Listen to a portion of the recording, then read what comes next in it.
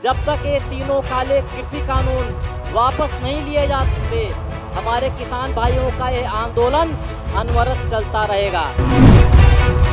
कोई भी बड़ा आंदोलन जब एक बार शुरू हो जाता है तो तब तक समाप्त नहीं हो जाता जब तक कि वह आंदोलन जो हमारे युवा सरदार उसमें क्रांतिकारी भगत सिंह जी की तस्वीर नजर आती है।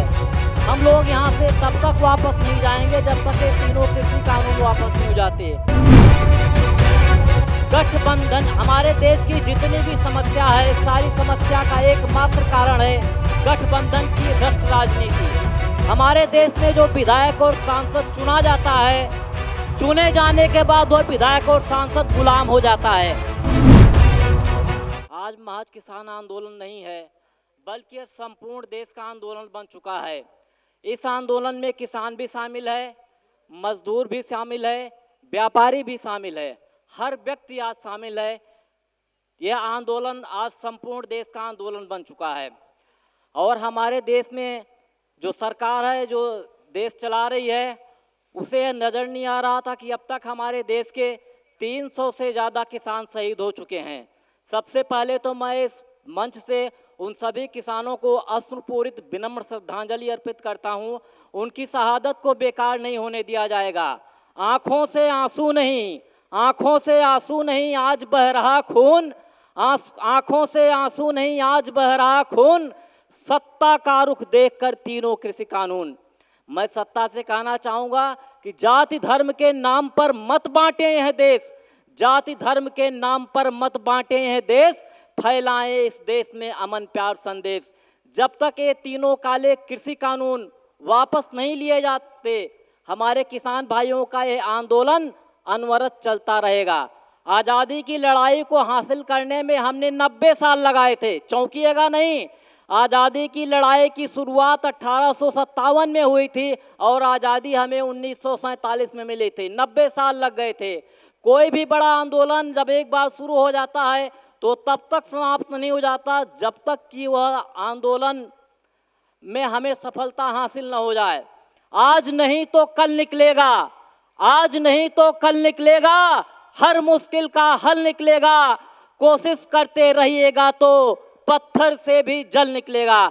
अगर हमारे किसान भाई इसी जोश खरोश के साथ लगे रहेंगे, जैसा कि हम पिछले 100 दिन से ज़्यादा समय से हमारे किसान भाइयों के आंदोलन चल रहा है और इनके जोश खरोश में कोई कमी नहीं आई है। दिल्ली के हर बॉर्डर पर हमारे हजारों सिख भाई, मतलब हमारे उनके बीच में हमें सरदार, जो हमारे युवा सरदार, उसमें क्रांतिकारी भगत सिंह जी की तस्वीर नज़र आती है। हम लोग यहाँ से तब तक वापस नहीं जाएंगे जब तक ये तीनों कृषि कानून वापस नहीं हो जाते। मैं एक छोटी सी कविता पढ़ूंगा और उस कविता को पढ़ देने के बाद फिर आपको उसके बारे में बताऊंगा। कविता का शीर्षक है सत्य बहुमत। सत्य बहुमत क्या है, यह कविता सुन लेने के बाद मैं आपको एक्सप्लेन करूंगा। गठबंधन हमारे देश की जितनी भी समस्या है, सारी समस्या का एकमात्र कारण है गठबंधन की भ्रष्ट राजनीति। हमारे देश में जो विधायक और सांसद चुना जाता है, चुने जाने के बाद वह विधायक और सांसद गुलाम हो जाता है। अन्यथा एक बात बताइए, हमारे और आपके वोटों के बहुमत से चुना गया हमारा सांसद हमारे 300 से ज़्यादा किसानों के मर जाने पर भी एक शब्द आज तक क्यों नहीं बोला? क्या उनकी संवेदना मर चुकी है? क्या 543 सांसदों में से आज तक एक भी सांसद ने अपना इस्तीफा क्यों नहीं दिया कि भाई हम किसानों के साथ है?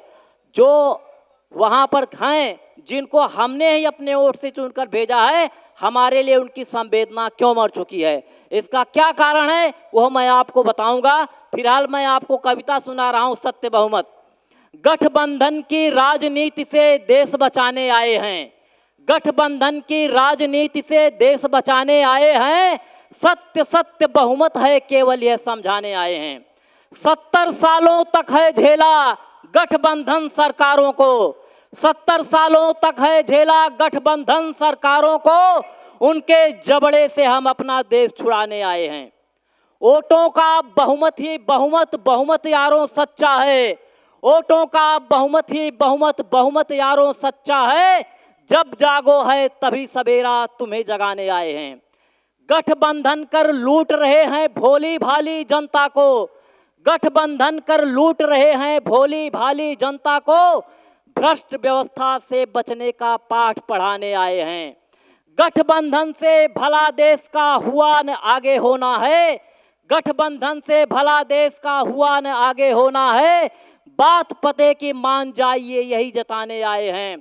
सत्ता सुख की चाह नहीं है, सत्ता सुख की चाह नहीं है, भला देश का करने को गठबंधन की राजनीति है भ्रष्ट बताने आए हैं।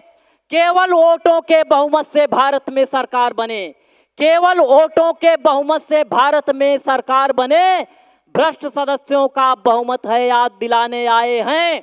गठबंधन की राजनीति से देश बचाने आए हैं, सत्य सत्य बहुमत है केवल यह समझाने आएंगे। मित्रों, अब आप सोच रहे होंगे कि ये भाई सत्य बहुमत क्या है, सत्य बहुमत क्या है। मित्रों, मुझे कहते हुए बिल्कुल अफसोस नहीं है कि हमारा देश, जिसको हम कहते हैं कि दुनिया का सबसे बड़ा लोकतंत्र है, लेकिन क्या आप जानते हैं कि हमारे इस सबसे बड़े लोकतंत्र में बहुमत की कोई परिभाषा ही नहीं है, और यहीं से हमारी सारी की सारी समस्याएं शुरू होती हैं। मेरा कहने का मतलब है कि जब लोकतंत्र में है तो लोकतंत्र में सबसे ज़्यादा प्रभावशाली मतदाता है। मतदाता का मतलब हम और आप, चाहे मैं हूँ, चाहे आप हो, चाहे अंबानी हो और चाहे देश का प्रधानमंत्री हो, सबके वोटों की जो कीमत है एक समान है, ये तो आप लोग मानते हैं। लेकिन मैं ये कहना चाहता हूँ कि हमारे देश में जो सरकारों का गठन होता है वो हमारे और आपके वोटों के बहुमत से नहीं होता। हमारे और आपके वोटों के बहुमत से अगर सरकारों का गठन हो तो आज पिछले 100 दिन से हम यहाँ सड़क पर नहीं बैठे रहते। हमने देखा है कितनी भीषण ठंडी हो रही थी, मैं हमेशा आता रहता हूँ। इतनी ठंडी होती थी कि भैया पानी को हाथ से नहीं छू सकते थे, उसमें हमारे धरती पुत्रों के ऊपर पानी की बौछार की गई। अगर हमारे देश के लोग, हमारे देश का शीर्ष नेतृत्व संवेदनशील होता तो क्या ऐसा करता? आप खुद ही सोचिए। हमने कहा ना कि हमारा वोट भी उतना महत्वपूर्ण है जितना अंबानी का है, जितना प्रधानमंत्री का है, जितना राष्ट्रपति का है। सबके वोट की कीमत एक है, लेकिन इसके बावजूद भी हमारी बात क्यों नहीं सुनी जा रही। मित्रों, मैं बताना चाहूँगा कि हमारे देश में जो सरकार का गठन हो रहा है हमारे और आपके वोटों के बहुमत से नहीं हो रहा। चौंकिएगा नहीं, मैं आपको एक छोटा सा एग्जाम्पल देना चाहता हूँ। मान लीजिए हमारे देश में 2 राजनीतिक पार्टियां चुनाव लड़ रही हैं। एक राजनीतिक पार्टी को 55 लाख वोट मिल रहे हैं, दूसरी राजनीतिक पार्टी को 45 लाख वोट मिल रहे हैं। जिसको 55 लाख मिल रहे हैं उसके 243 सदस्य जीत गए, और जिसको 45 मिल गए उसके 300 जीत गए। ये दुर्भाग्य की बात है कि जिसको 45 लाख वोट मिले, 300 सदस्य जीत गए, वो सरकार बना रहा है। जिसको 55 लाख वोट मिले हैं जबकि उसके 10 लाख वोट ज़्यादा हैं, फिर भी वो सरकार नहीं बना पाता। यहीं से हमारे देश के मतदाताओं के दुर्भाग्य की शुरुआत होती है। मैं एक बात पूछना चाहूँगा, हमारे देश में जो विधायक हैं और सांसद हैं वह तो मतदाताओं के बहुमत से चुने जाते हैं, लेकिन जब सरकार बनाने का समय आता है तो मतदाताओं के बहुमत को क्यों नकार दिया जाता है? अगर विधायक और सांसद मतदाताओं के बहुमत से जीत रहा है तो सरकार बनाने के लिए वो प्रक्रिया क्यों बदल दी जाती है? जिस पार्टी के पास सर्वाधिक वोट हो उस पार्टी की सरकार क्यों नहीं बनती? जब सरकार 300 सदस्य वाली कम बहुमत वाली बना लेगी तो 5 साल तक सिर्फ अपनी सरकार को बचाने में लगे रहते हैं। सरकारें क्या करती हैं? विधायक खरीदती हैं, सांसद खरीदती हैं, और मतलब अपना जो सरकार बचाने का ही 5 साल तक प्रयास करती रहती हैं, और मतदाता बेचारा पिसता रहता है। सबसे बड़ी समस्या हमारे देश की है। आप खुद देखिए कि आज यहाँ पे बॉर्डर बंद है। पहले ऐसा जहाँ हम बस से उतरते थे सीधा यहाँ जाते थे, 3 मिनट लगता था, 4 मिनट लगता है। आज हमें आने के लिए नाले का सहारा लेना पड़ता है। इससे कुछ दिनों पहले भाई साहब मैं यहाँ आया तो मुझे यहाँ पहुँचने में 3 घंटे लग गए थे। क्यों? ये प्रचारित कर रहे हैं कि किसानों ने रास्ता रोक रखा है। भाई किसानों ने रास्ता कहाँ रोक रखा है? आप यहाँ से बैरिकेड हटा दीजिए, लोग आराम से आ जाए। किसने रोक रखा है? अब 26 जनवरी को जो हुआ था ये प्रचारित किया जा रहा है कि किसानों ने ऐसा किया। भाई किसानों ने तो कुछ नहीं किया, वो तो अपना सीधे रास्ते जा रहे थे। मैं खुद सिंगू बॉर्डर यहाँ मुकरबा चौक पे खड़ा था। जैसे हमारे किसान लोग पहुँचे, हमारे पुलिस वाले भाइयों और हमारे जवानों ने रास्ता बिल्कुल खाली कर दिया।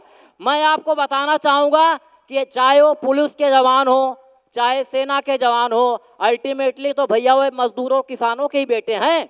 आप मुझे बताइए, हमारे देश में 543 सांसद हैं और 4100 कुछ विधायक हैं पूरे देश में। कितने विधायकों और कितने सांसदों के बेटे भैया पुलिस या सेना में भर्ती हैं?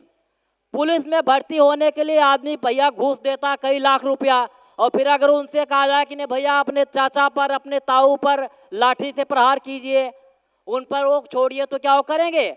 उन्होंने बिल्कुल एक बात मैं आपको बताना चाहूँगा कि सत्ता के शीर्ष नेतृत्व पर बैठे हुए लोगों की संवेदनशीलता भले मर चुकी हो, लेकिन आज भी हमारे देश के पुलिस और हमारे देश के जवानों की संवेदनशीलता जिंदा है।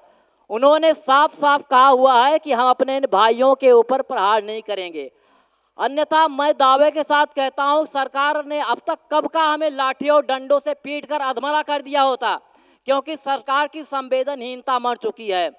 प्रधानमंत्री किसी व्यक्ति विशेष का नहीं होता, प्रधानमंत्री पूरे देश का होता है। आप बताइए, अब तक 300 किसान मर गए, क्या हमारे आदरणीय प्रधानमंत्री ने एक ट्वीट करने की आवश्यकता महसूस की? जो व्यक्ति बात बात पर ट्वीट कर देता है, 300 किसानों की शहादत पर एक शब्द क्यों नहीं बोला? क्या आपको लगता नहीं कि यह गलत हो रहा है? हम सब देख रहे हैं। आप एक बात बताइए, आप महंगाई का मुद्दा देख लीजिए, तकरीबन 1-1.5 महीने में भैया 250 रुपये सिलेंडर का दाम बढ़ गया। पेट्रोल और डीजल कितना महंगा हो गया, 100 के ऊपर बढ़ गया, जबकि क्रूड ऑयल सस्ता हो रहा है। लेकिन क्या है, हम लोग बोलते हैं या कोई बोले कोई फर्क नहीं पड़ता, क्योंकि आजकल लोग ये सोच चुके हैं कि भाई कुछ बोलेंगे कोई फर्क पड़ेगा नहीं, बोलते रहिए कोई फर्क पड़ेगा नहीं, और जो ज्यादा बोल देगा कहेंगे भाई जी ये तो देशद्रोही है, इस पर देशद्रोही का आचार लगा के इसको अंदर कर दीजिए। लोग डर जाते हैं, लेकिन ऐसा नहीं है। अगर आज सरकार के हर तरह के कायरतापूर्ण रवैये के बावजूद भी कोई व्यक्ति उनके सामने सीना ठोक कर खड़ा हुआ है, तो हमारे धरती पुत्र हैं। और मुझे पूरी उम्मीद है कि हमारे धरती पुत्र सीना ताने हुए इसी तरह खड़े रहेंगे, और जब तक ये किसानों के काले कानून वापस नहीं होंगे, हमारे किसान भाई यहाँ से वापस नहीं आएंगे। और आज पूरा हिंदुस्तान किसानों के साथ खड़ा है। आप लोग ये मत समझिएगा कि जो लोग यहाँ नहीं आते हैं वो आपके साथ नहीं है, जो लोग यहाँ पर नहीं आते वो भी आपके साथ खड़े हैं। बस उनके यहाँ आने में कुछ दिक्कत हो सकती है। पहले हम लोग बस से आते थे तो बॉर्डर पे उतर के सीधा चले आते थे, लेकिन आज यहाँ आने में दिक्कत क्या है कि मतलब नाले से घूम के आओ, फिर रात में जाते समय नाले पर बिल्कुल अंधेरा है। मैंने रास्ते में जाते एक पुलिस वाले को बुलाया, हमने कहा भैया एक बात बताइए, रात में 8 बज रहा है, मैं भाई साहब 53 साल की उम्र का व्यक्ति हूँ, हमारे को आँख से हल्का कम भी मान लो दिखाई देता। मैंने उसको एग्जाम्पल दिया कि भैया अगर कल को मैं नाले से फिसल जाऊं और मैं तो नाले के अंदर गिर जाऊं, या हमारा पैर फिसल जाए मैं गिर जाऊं, तो मैं तो भैया रात भर यहीं पड़ा रहूंगा, इसकी जिम्मेदारी किसकी होगी? बोला भाई जिम्मेदारी तो पुलिस वाले की होगी। हमने कहा भाई पुलिस वाले की जिम्मेदारी भैया बताओ क्या होगी? हम तो नाले से आ रहे हैं, हमने तो वहाँ एक पुलिस वाले को नहीं देखा, वहाँ कोई लाइट का भी इंतजाम नहीं है। पता उसने मुझसे क्या कहा? अरे भाई सब कुछ नहीं, 2-4 दिन बाद ये आंदोलन समाप्त हो जाएगा, सब लोग अपने घर चले जाएंगे, आप क्यों परेशान हो रहे हो? हमने कहा भैया हम तो पिछले 70 दिन से देख रहा हूँ इसी तरह लोग बैठे हैं, और आप मतलब वहाँ तो एक भी आदमी पुलिस का बंदा नजर नहीं आता। तो भैया उनके कहने से कोई कुछ भी कहे, लेकिन एक बात तो तय है कि जो आप लोगों का जज्बा है उसके पीछे सरकार हिली हुई है, इससे कोई इनकार नहीं कर सकता। लेकिन सवाल क्या है कि कई बार लोग जिद पर अड़ जाते हैं कि नहीं मैं ऐसा नहीं करूँगा। भाई अगर आप ऐसा नहीं करेंगे तो करना पड़ेगा, क्योंकि इसके अलावा सरकार के पास कोई रास्ता नहीं है। सरकार की जो दमनकारी नीति है वो कितनी भी दमनकारी हो, लेकिन धरती पुत्रों के आगे उनको झुकना पड़ेगा। मैं आप लोगों से फिर एक बात ये कहूँगा कि हमारे जो गुरु नानक देव जी का लंगर चल रहा है, वो पता है उनकी समस्या सरकार की क्या है? क्या आप जानते हैं सरकार इतना दुखी क्यों है? सरकार जब कोरोना काल हुआ था तो हमारे जो देश के गरीब मजदूर थे अपने घरों को जा रहे थे, तो सरकार उनको खिचड़ी भी नहीं खिला पाती थी, और भैया पीछे से लाठी भी मारती थी, आप लोगों को ध्यान होगा, और गालियां भी देती थी कि लाठी मारती थी, गालियां देती थी और उन्हें खिचड़ी नहीं खिला पाती थी। आज आप यहाँ लंगर खिला रहे हैं। ये जो लंगर आप गुरु नानक देव जी का लगा रहे हैं, मैं इस पर एक दोहा पढ़ना चाहूँगा कि मरे न कोई भूख से, मरे न कोई भूख से, भरे सभी का पेट, मरे न कोई भूख से भरे सभी का पेट, नानक जी की बुस्स को रही अनूठी भेंट। अंत में मैं कहूंगा वाहे गुरु जी खालसा, वाहे गुरु जी दी खालसा, वाहे गुरु जी दी फतह। संयुक्त किसान मोर्चा जिंदाबाद जिंदाबाद। जय जवान जय किसान, जय मजदूर जय जवान जय किसान। धन्यवाद।